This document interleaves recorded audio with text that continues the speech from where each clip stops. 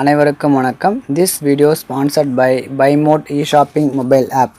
இந்த Buymode e-shopping mobile app ஒரு online shopping company. இந்த பைமோட் மொபைல் ஆப்பினுடைய லிங்க் பார்த்தீங்கன்னா கீழே டிஸ்கிரிப்ஷனில் கொடுத்துருக்கேன். நீங்கள் போய்ட்டு டவுன்லோட் பண்ணிக்கலாம். ஆண்ட்ராய்ட் ஃபோனாக இருந்தால் ப்ளே ஸ்டோரிலும், ஆப்பிள் ஐஃபோனாக இருந்தால் ஆப் ஸ்டோரிலும் நீங்கள் ரிஜிஸ்டர் பண்ணிக்கலாம். இந்த மொபைல் ஆப் உங்களுக்கு ஒரு பயனுள்ளதாக இருக்கும். வீட்டுக்கு தேவையான பொருட்களை இந்த மொபைல் மூலிமா நீங்கள் பர்ச்சேஸ் பண்ணிக்கலாம். உங்களுக்கு பயனுள்ளதாக இருக்குன்னு நம்புகிறோம். நன்றி. வாங்க இப்போ வீடியோக்குள்ளே போகலாம். என் பிள்ளை மெடிக்கலில் நீட்டில் பாஸ் ஆகிட்டு மெடிக்கல் சீட்டில் சேர்ந்துட்டான். சமூகத்தில் சில பேர் சொல்கிறாங்க பெற்றவங்க தான் காரணம், அதை நான் ஏற்றுக்கலாமா அப்படின்றேன். இந்த கேள்வியை இவர் கேட்டார்ல, திருநாயிட்டான் என் பிள்ளை, நான் தான் காரணம்னு என்ன கேட்பாங்க. ஏன் கேள்வி கேட்க மாட்டாங்க? அந்த இடத்துல என் பிள்ளை ஒரு கொலைகாரன் ஆகிட்டான், என் பிள்ளை திருநாயிட்டான், அதுக்கு நான் தான் காரணமானு என்ன கேட்பாங்க? யாரும் கேட்க மாட்டாங்க. ஏன் கேட்க மாட்டாங்க? நல்லது செஞ்சால் நான் செஞ்சேன், கெட்டது செஞ்சால் அவர் செஞ்சாங்க, அப்படித்தானே? எனக்கு நேரம் சரியில்லை, அடிபட்டுச்சு என்னவாங்க. எனக்கு நேரம் செஞ்சது நான் வசதி ஆகிட்டேன்னு சொல்லுவாங்க. ரொம்ப ரேரு. நான் செஞ்சதெல்லாம் எனக்கு சாதகமாகிடுச்சு, நேரத்தினால தான் அது சாத்தியமாச்சுன்னு சொல்லுவாங்களா? இல்லை நான் உழைச்சேன்னுவாங்களா? எந்த ஒரு விஷயமா இருந்தாலும் சரி, இதனால நாட்டு நீட்டுக்கோ இது நல்லதோ கெட்டதோ எதுவாக இருந்தாலும் சரி, தீதும் நன்றும் பிறர் தர வாரா. பிறர்னா அப்பா அம்மா கூட பிறர் தான். புரியுதுங்களா? நல்லது செஞ்சாலும் யார் தான்? எந்த தான். கெட்டது செஞ்சாலும் அது யார் தான்? தான். சுயமுயற்சி இல்லாத யாரும் பெரியால் ஆகிறதில்லை. புரியுதுங்களா? நாம் பெற்று போட்டோம். எனக்கு ஒரு பிள்ளைகிறான், எனக்கு ஒரு பொண்ணு இருக்குது. அவங்க எப்படி வாழ்னாங்கிறது யார் முடிவு பண்ணுறாங்கன்னா அவங்க தான் முடிவு பண்ணுறாங்க. நாம் உதவி செய்கிறோம், பணம் கட்டுறோம், போகிறோம். எல்லோரும் தான் பணம் கட்டுறாங்க. எல்லா பிள்ளையுமா படிக்குதுன்னா இல்லை, எல்லோரும் பெருசாகுதானா இல்லை. இன்னும் நீட்டாக கூட சண்டை போட்டுக்கிறவங்களுங்கிறாங்க. இப்போ கூட நீட் தேர்வு எழுத முடியாமல் எக்ஸாம் எழுதுறதுக்கு மீட் பண்ண முடியல, பயத்தில் தற்கொலை பண்ணிச்சின்னு ஜெயா நியூஸில் சொன்னதாங்கிறாங்க. அதுக்கு காரணம் அந்த அப்பா அம்மாவா என்ன? கிடையாது. எந்த ஒரு செயலாக இருந்தாலும் சரி, வெற்றியோ தோல்வியோ பிறர் தர வர்றதில்லை. நீங்கள் தான் அதுக்கு பொறுப்பு 100%. என் மகனாகவோ என் மகளாகவோ இருந்தாலும் கூட அவங்க வாழாததுக்கு இல்லை வாடுறதுக்கு காரணம் யார்? அவங்க தான். நான் எப்போவுமே நன்மை தீமையாக இருந்தாலும் சரி, பாவ புண்ணியமாக இருக்கட்டும் சரி, நாம் பார்த்து பேங்க் பேலன்ஸை புள்ளி கொடுத்துட்டு போகலாம், நிலம் வாங்கி நம்ம கொடுத்துட்டு போகலாம். அதை சரியாக பராமரிப்பான்றது இருக்குதா என்ன? ஒரு பைசா காணி நிலம் இல்லாத, ஒன்றுமே இல்லாத ஒரு குழந்தை கூட வாழ்க்கையில் முன்னேறி பெரியாளாக வருது இல்லை? எங்கேருந்தோ ஒருத்தர் ட்ரெயினில் இங்கே பெரிய ராஜாங்க நடத்தி பாரம்பரியமாகவே பெரிய பணக்காரனாகவே ஆகிட்டாங்க. சாத்தியப்படுது தானே? சுயமுயற்சி இல்லாமல் வெற்றி பெறுறது யாருக்குமே சாத்தியம் இல்லை. நம்ம பாராட்டலாம், நம்ம பிள்ளை ஜெயிச்சிட்டுது, வரி குட்டு, உன்னோட முயற்சியில் தான், நீ நல்லாரு, இன்னும் முன்னேறு, இன்னும் நல்லாரு அப்படின்னு நம்ம சொல்லலாம். கெட்டு போனால் சொல்லலாம், கெட்டு போகாத, நான் அதுக்கு பிறகுல, நீ அசிங்கம் பண்ணுற, தப்பு செய்யாத, நல்லாரு, இந்த சமூகத்தில் குற்றங்கள் செஞ்சு வாழ்கிறதுல என்ன வாழ்க்கிறது, சுயமாக சம்பாதிச்சு சந்தோஷமா இரு சொல்லுவோம் தானே? கெட்டு போகிற பிள்ளைக்கு நம்ம அறிவுரை சொல்லலாம், நல்லா இருக்கிற பிள்ளைய பாராட்டலாம்.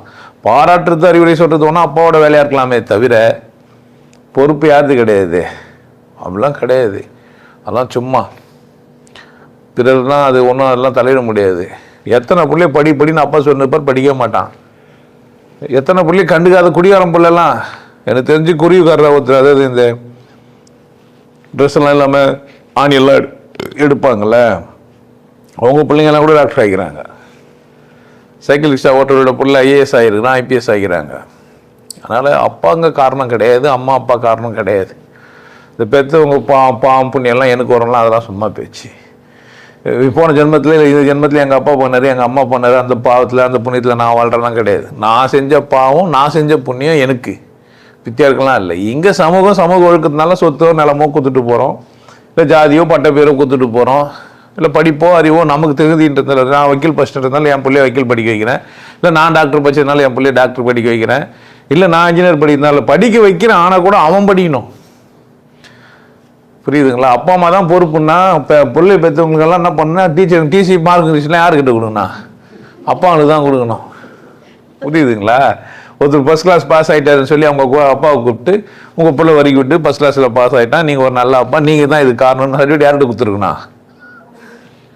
அப்பா கிட்ட தான் சொல்லணும். நான் இடிச்சிங்கன்னா எனக்கு தான் ரத்தம் வரும், அப்படி தானே? நான் மலர் மாலை போட்டுக்கினாவோ நான் பாராட்டினேன், என்ன எது வந்தாலும் யார் இது தான்.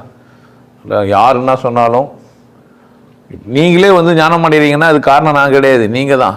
நீங்கள் தேடின்னு வந்தீங்க, நீங்கள் கற்றுக்குனீங்க, நீங்கள் முயற்சி செய்கிறீங்க, நீங்கள் வெற்றி அடைகிறீங்க. நான் உதவும் அவ்வளோதான். நான் எல்லாருக்கும் தான் உதவ காத்துன்னுக்கிறேன், ஆனால் எல்லோரும் வெற்றி அடையத்துக்கு இல்லை. அதனால் நீங்கள் என்ன செய்ய முடியாது. தகுதி உள்ளது தான் வாழுது, தகுதி இல்லாதது வாழாது. தேவை உள்ளது தான் எடுத்துக்குது, தேவையில்லாதது எடுத்துக்கிறது இல்லை. அதனால் அப்பா அம்மாலாம் காரணம் கிடையாது, உதவி இருப்பாங்க. அப்பா அம்மாவை பயன்படுத்திக்கினாங்க. அப்பா இது மாதிரி நம்மளால ஃபீஸ் கட்ட முடிஞ்ச அப்பா வைக்கிறாரு, கட்டுங்கப்பான்னு கட்ட வச்சு பயன்படுத்திக்கினாங்க. அதுக்கும் காரணம் யார் தான்?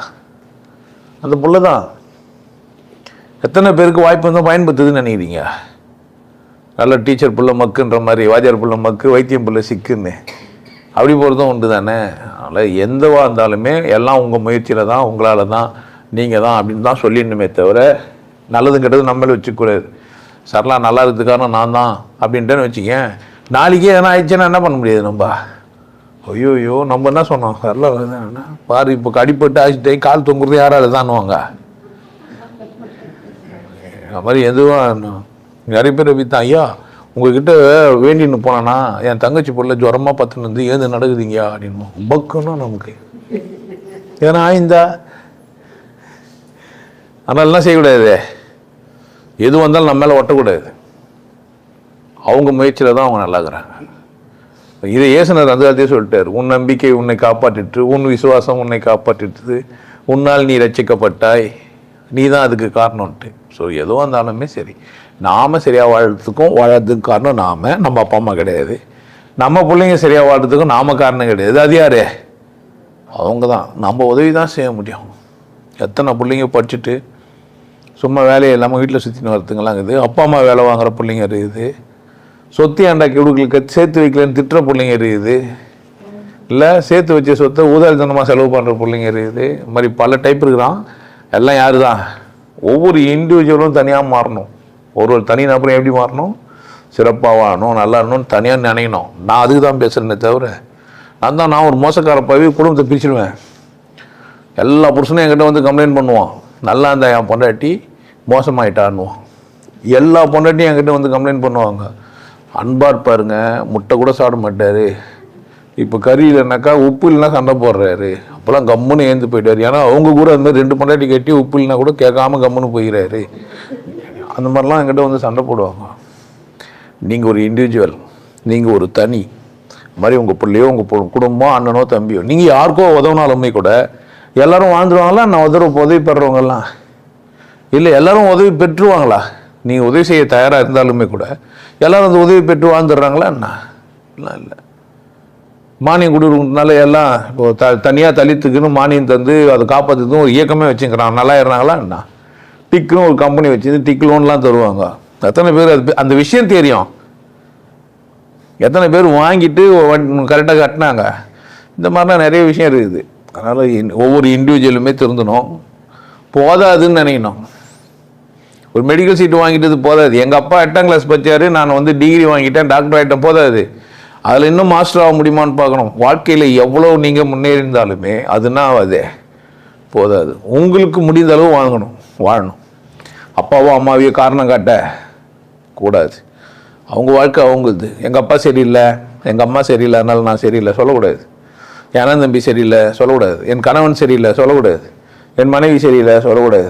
கணவன் சரியில்லைன்னு ஒன்றுமா உனக்கு புரியல. கல்யாணம் ஆகி 10 வருஷம் 5 வருஷமா ஆகியுமா உனக்கு புருஷன் சரியில்லைன்னு சொல்லணும். இப்போ 30 வருஷமா புருஷன் சரியில்லைன்னா புருஷன் சரியில்லைன்னு தான் புரியவே இல்லையா உனக்கு? அடுத்தது யார் தான் வாழனா? எப்போ பார்த்தாலும் புருஷன் சரியில்லை, புருஷனுக்கு உனக்கு என்ன பிரச்சனை? நீ சரியில்லை, நீ என்ன தான் செஞ்சுங்கிற? எப்போ பார்த்தாலும் சரியில்லைன்னு சொல்லிட்டு ஊரெல்லாம் இறக்கத்தை தேடுற. அப்படிலாம் செய்யக்கூடாது. புருஷன் சரியில்லை, பொண்டாட்டி சரியில்லை, அண்ணன் சரியில்லை, தம்பி சரியில்லைன்னா யார் சரியில்லை? அது யாருக்கு சரியில்லை? எல்லாம் சரியாக இருந்தால் நீ என்னத்துக்கு இங்கே வந்த? புரியுதா? சாப்பிட்றது, கக்கா போகிறது, தூங்குறது, வாழ்கிறதெல்லாம் மற்றவங்க சரியில்லையா, நீ சரியில்லையா? நான் சாப்பிட்லையா, மற்றவங்க சாப்பிட்லையா? நான் வாழலையா, மற்றவங்க வாழலையா? நான் தூங்கலையா, அவங்க தூங்கலையா? தூங்காமல் பக்கத்தில் அனுப்பி இந்த தூரம் போய் படுக்க வேண்டியது யாரோட வேலை? மூட முடியாத காது கூட பஞ்சு செஞ்சுக்கிறோமா இல்லையா? சொருகின்னு படுக்க வேண்டியது யார் வேலை? நம்ம தான். அதனால் நம்மளை காப்பாற்ற வேண்டிய வேலை நம்மளுது. பிள்ளையை காப்பாற்ற வேண்டிய ஒரு அப்பாவுக்கு கடன் என்னன்னா பிள்ளைகிட்ட சொல்லணும், டே நீ ஒரு இண்டிவிஜுவல், நீ நல்லா வாழணும், நீ அவ்வளோ தூரம் இந்த உலகத்தில் சுகிச்சிக்க போறியா, அவ்வளோ தூரம் நீ என்ன பண்ண நல்லாரு, அவ்வளோதானே தவிர எந்த எந்த கிரீட் ஏற்றுக்க முடியாது. ஒரு மகான் என்னை வாழ வச்சாரெலாம் சொல்லக்கூடாது. என் குரு என்னை வாழ வச்சாருன்னா உணர்வுபூர்வமான நெருக்கம். ஆனால் அவர் என்ன பண்ணல, அப்போது நான் காரணம் நான் தான், அவர் கிடையாது. அவர் புக்கை எல்லாம் தானே வச்சுக்கிறான். இப்போ என் குரு வந்து என்னை வந்து சொல்ல வச்சுக்க, என்னால் தான் சிவகி வந்துக்கிறான்னு அவர் வந்து சொல்லுவார்னா நான் முதல் கேள்வி அதுவாக இருக்கும், அப்போ ஏன் குருவே எல்லாரையும் ஆக்கலன்னு கேட்டிருப்பேன். புரியுதா? என் குரு என்ன தான் சொல்லணும் என்னை பார்த்து, உன்னால தான்டா உன் திறமையில தான் வந்தேன்னு சொன்னா தான் எனக்கு யார் அவரு குரு? பிக்கே நான் உன்னை வாழ வச்சிட்டேன்னு சொன்னார்னா புரியுதா? உங்களை நான் வாழ வைக்கல, நீங்கள் வாழ நினைக்கிறீங்க, பயன்படுத்திக்கிறீங்க. என்ன நீங்கள் நல்லா இருக்கணும்னு நினைக்கிறீங்க, என்னை பயன்படுத்திக்கிறீங்க. என்ன இல்லை, இந்த உலகத்தையே நீங்கள் என்ன பண்ணிக்கிறீங்க, பயன்படுத்திக்கிறீங்க. நீங்கள் கம்ஃபர்டபுளாக உட்காரணும்னு நினைக்கிறீங்க, இல்லை சேரில் மணியில் உட்காந்துட்டு பயந்து எழுந்து போயிடுவீங்க. கம்ஃபர்டபுளாக வாழ வேண்டியது யார் வேலை? உங்கள் வேலை. அதனால் நீங்கள் உங்களை தான் பார்த்துக்கணும்.